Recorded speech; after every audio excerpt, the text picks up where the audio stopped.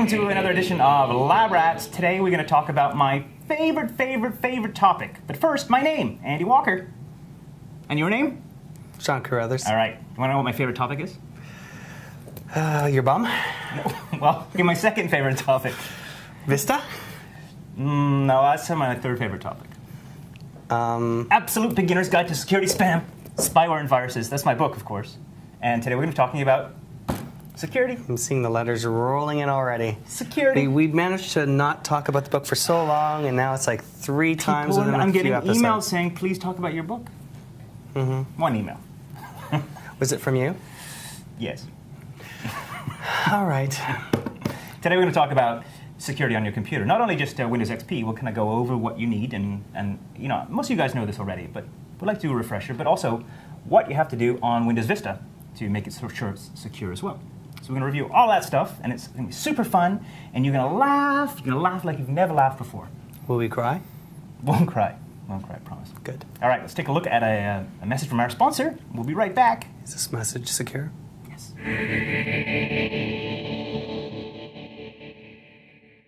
This is a llama. It carries luggage. This is a burrito. It is lunch. This is Camtasia Studio 4. It makes screencasts. Now answer our trivia question. What screencasting tool is not woolly or made of beans? I'll be back at the end of the show with the answer.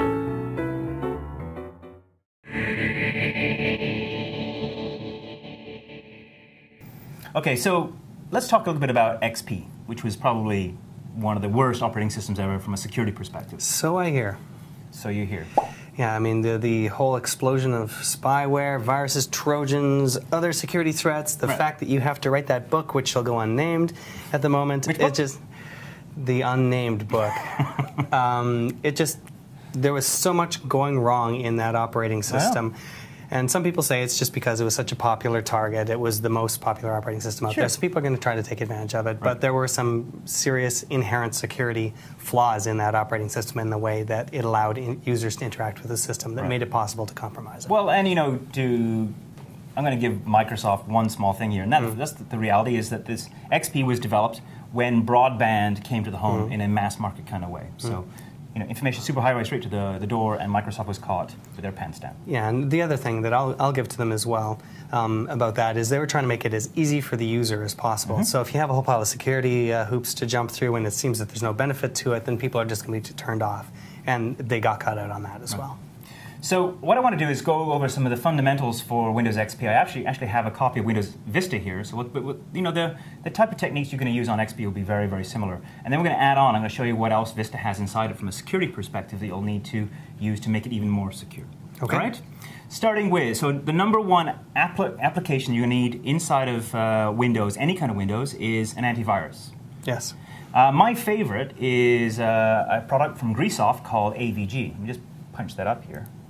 AVG. Now, the great thing about AVG is they have a free version, and not only does it work on XP, but it also works on Vista. They've just come out with a brand new version that installs beautifully on Windows Vista. Yeah, and it's worth mentioning about AVG is there was a bit of a kerfuffle a short while back when they said that they were discontinuing the free version of AVG, and it's a very specific version. So it is still available for free. You have to go to free.grisoft.com, not to the regular site, because you won't find it there. Right, there you go. So this is what I recommend in my book. I know we've been recommended on Call for Help for years and years and years. Leo does, of course, as well. But of course, you don't have to use it. You could use a payware application like McAfee, or F-Secure is one of my favorite. There's Norton as well, Norton Anti-Virus. Now there's a bit of a trade-off when you're dealing with programs like that. I had the opportunity recently to go down to Norton's headquarters, their security, not the research center, but the reaction team down in Virginia. Yeah. And I saw what they were doing there. So when you're dealing with a smaller company, you may not have that quick reaction time to the viruses. When you have something like McAfee or Norton, you have a whole team of experts that are there working on the problems, cross-referencing everything. They've got this huge facility just taking care of this thing. So you do get more security in that regard. They're quicker to react. Now, the downside is it's bloatware. It puts so much stuff onto your system, it can actually be a little bit too... it's going to drive, basically suck all your resources away, can use up all your RAM, can use up all your hard drive space, and it's really kind of a big And it'll dog. get in the way. Every time you're trying to do something, it'll say, no, no, no, don't do that, don't do that. I know it's safe, but don't do that. Yeah. So you might not be able to surf the web at all. And a lot of the problems that we have, I can't connect to the network. Just turn off Norton Internet Security. Turn off Norton, turn off McAfee, see if that solves the problem. Yeah. So anyway, it's a pretty good solution for people that just know nothing about it. I like McAfee as for beginners. Again, there's more overhead on your system. But we recommend AVG. Avast is another good free antivirus program as well from avast.com. And I think if you want to pay for it, one of the ones with the lightest touch is NOD32. NOD32, yeah. Right. Made by a Russian company. So there you go. So there's lots of options in there. Not all have Vista versions right now, but I think when you go to install an antivirus in the Security Center, which I'll show you in a minute, it'll say, we'll give you some options as to what you can download that will be Vista compatible. So do you actually need antivirus on Vista? It's supposed to be secure. Yes, yes, you do. I mean, the reality is the viruses are going to find their way onto a system one way or another. There is a new system built into Vista called user account control. Yes. Blah, blah, blah. It's a mouthful. It's a mouthful. User account control, UAC. And basically what it does is just like on the Apple, when you want to change something, it says, hey, are you sure? And what happens is, it'll bug you when you want to change something, any kind of settings on your system or install software. But if a hidden application gets on your system and tries to make changes, it will stop that too. Right. So if you're actually trying to install something and it pops up, or you're trying to change a setting and it pops up, it's a reminder. You can go ahead with it and hit continue. What we're talking about, let's do it right now. I'm just going to double click here on, I'm going to change the time. So it's everything from editing your registry all the way through to changing the time and date and things like that, something as benign as that. So as soon as you click on anything with a little shield, as you can see here, and I'm going to click that. Oh my God.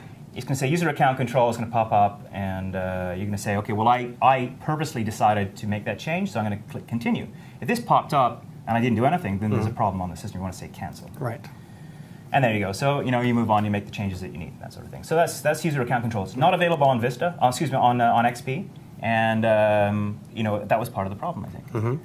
Yeah, and it doesn't ask you for your password like the Mac does. It just asks you to continue. So I'm worried that something like this might get hacked a little bit down the road, and these nasty processes will figure out a way to get at that, but we'll see.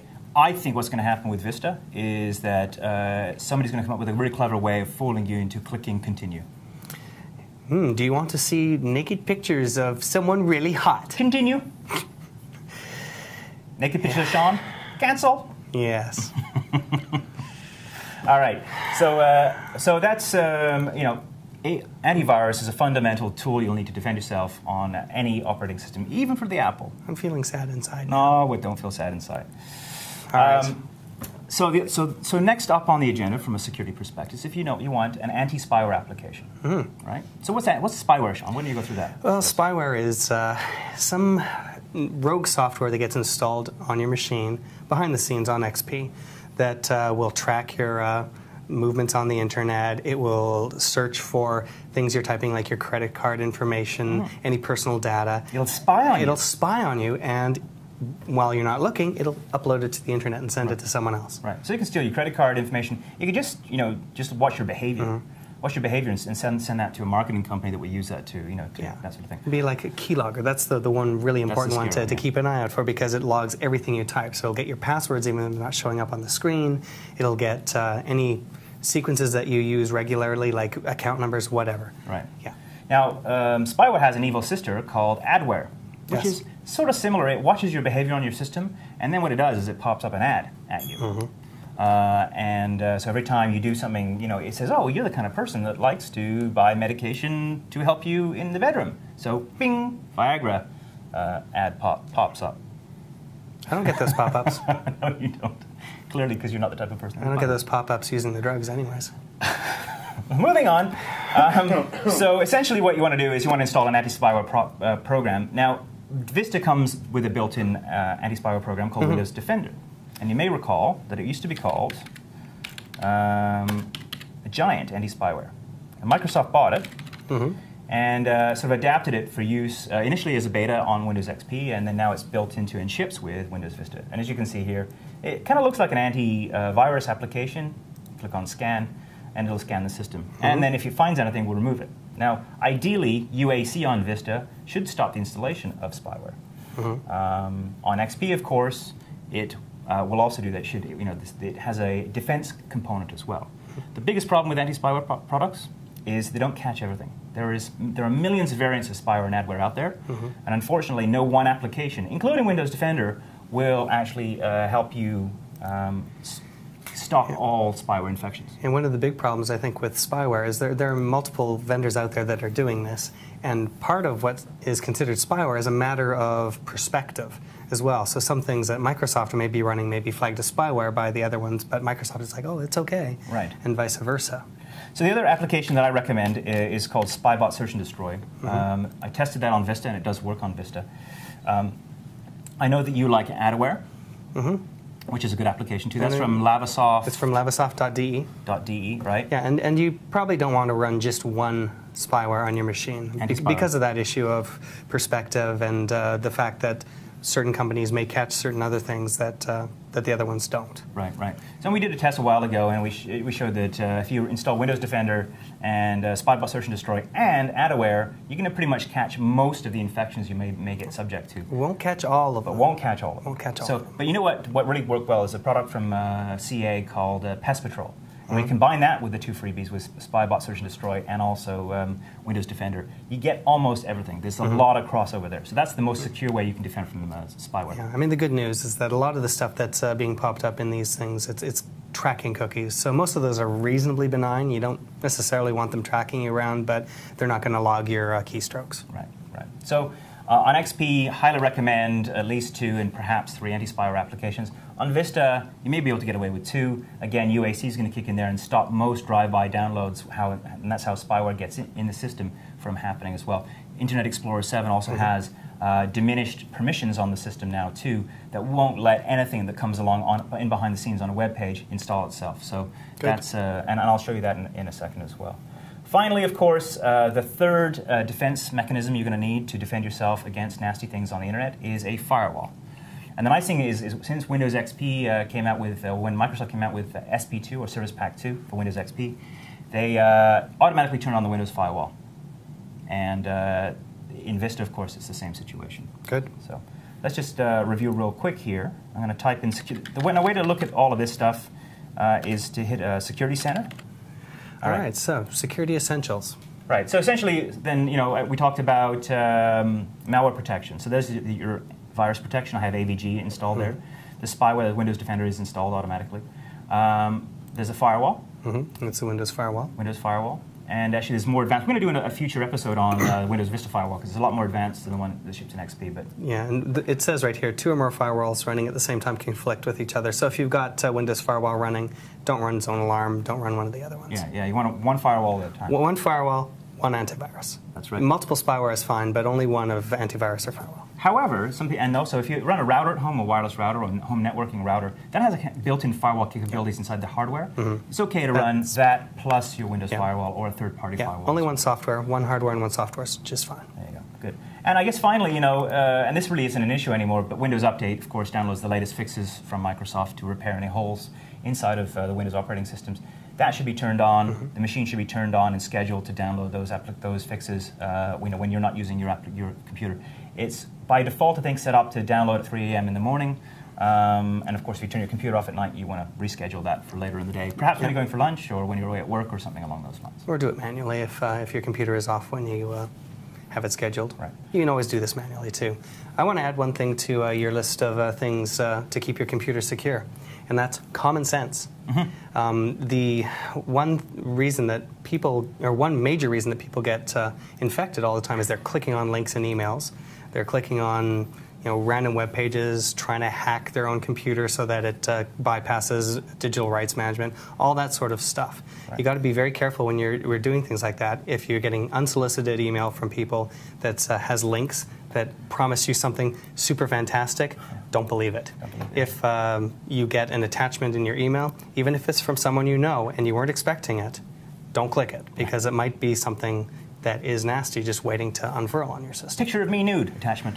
Yeah, and I keep telling my mom this over and over, and I'll tell you, don't click on funny jokes that are not You know, if it's a link that you have that's an exe file, don't click on it because it's probably doing something in the background of the system that you don't want. Right. If it's a picture, then that's fine. If it's a JPEG, then that's fine. Right. But don't click on anything else. Don't click anything else.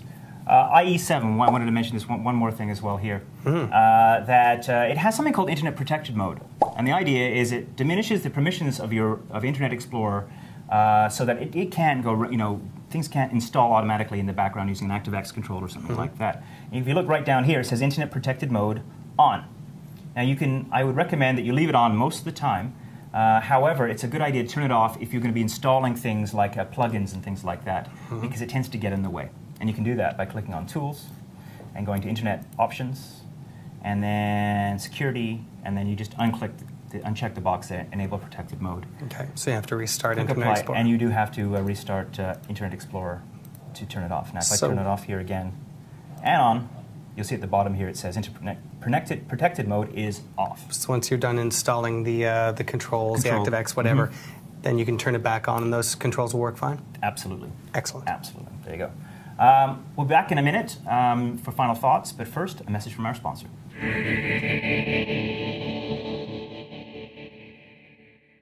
Earlier in the show, we asked you what screencasting product is not woolly or made of beans. Is it A, a llama, B, a burrito, or C, Camtasia Studio 4? The answer is Camtasia Studio 4.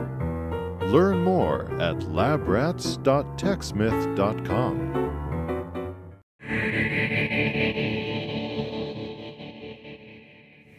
One more thing I wanted to mention, and that is inside of Windows Vista, there are two levels of user accounts. There's the administrator account, which you can do everything, you can change all the systems, you can add software system-wide and that sort of thing, and you have a user account. Now, the user account is actually much more powerful inside of Vista than it was under XP. Right, that was called limited user in XP. Right, exactly.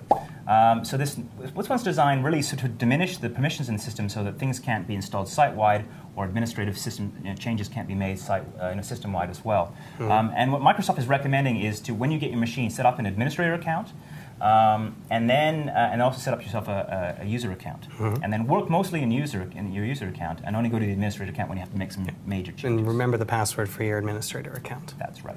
Right. So with the old XP, as you mentioned, it had limited user account, and you could do the same sort of thing. But if you wanted to install any software whatsoever, it would say, "Oh, you can't do this. You don't have the permissions to do this on your system."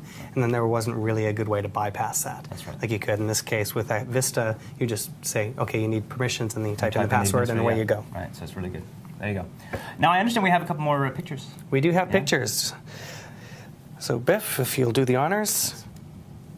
We have Philip, and Phil is saying, "Yeah, I'm not sure whether you guys were serious about wanting the photographs if you're going to put them up." And yes, we are. We are. Here you are. This is Phil, and Where is he? I'm not 100% sure, but whitewater rafting. he's whitewater rafting. That's right. That's one, and we've also got Tariq from Melbourne, Australia. Right, very good. And he's got lab rats in the background. And I noticed that he's got Sean up, but Andy's not listed yet. Thanks, Tariq. That's because I said bad things about the Mac, and he was mad. Oh well. Sorry, Tariq. All right, well that's it for us. Thanks for watching this week. My name is Andy Walker. I'm Sean Carruthers. We'll see you next time. Are you ready?